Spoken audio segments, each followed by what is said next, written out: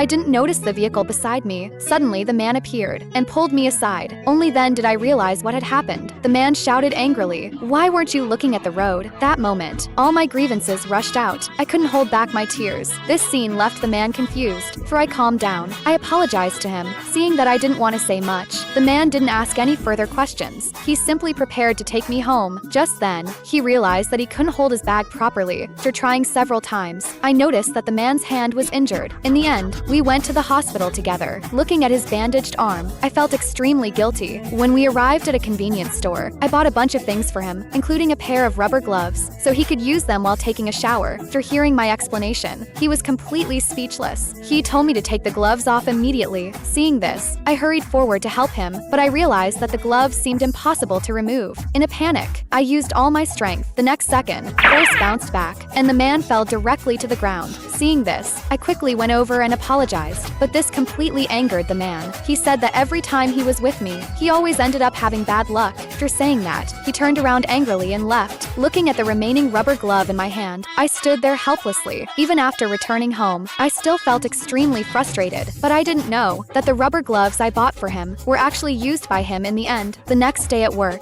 colleagues who knew nothing about what happened invited the man to have lunch with them. Everyone was very concerned about his arm, only I felt extremely awkward. Seeing that the man couldn't even hold his chopsticks steadily, I felt incredibly guilty and offered to feed him. Although the man refused, I still enthusiastically helped him, but in the next second, caused trouble once again. Looking at his stained clothes and his speechless expression, I realized that I had messed everything up again. After returning home, I typed out an apology message, but I accidentally made a phone call instead. Hearing the man's voice, I told him that if he needed help, I could provide assistance anytime. After learning that he happened to need an assistant, I immediately grabbed my coat and rushed to his house. Little did I know, this news instantly made the man panic. He dragged his injured arm while hurriedly cleaning up his house. Not long after, I arrived at his place. The man seemed extremely nervous, but I didn't notice. I only focused on helping him with his work. With our perfect cooperation, we successfully solved everything. Before leaving, I not only helped clean up the house, but also gave him a bottle of red wine as an apology gift. However, I didn't know that the man had misunderstood everything, cause the meaning behind this bottle of wine was actually "I love you." Looking at the shocked expression in his eyes, I had no idea what was going on in his mind.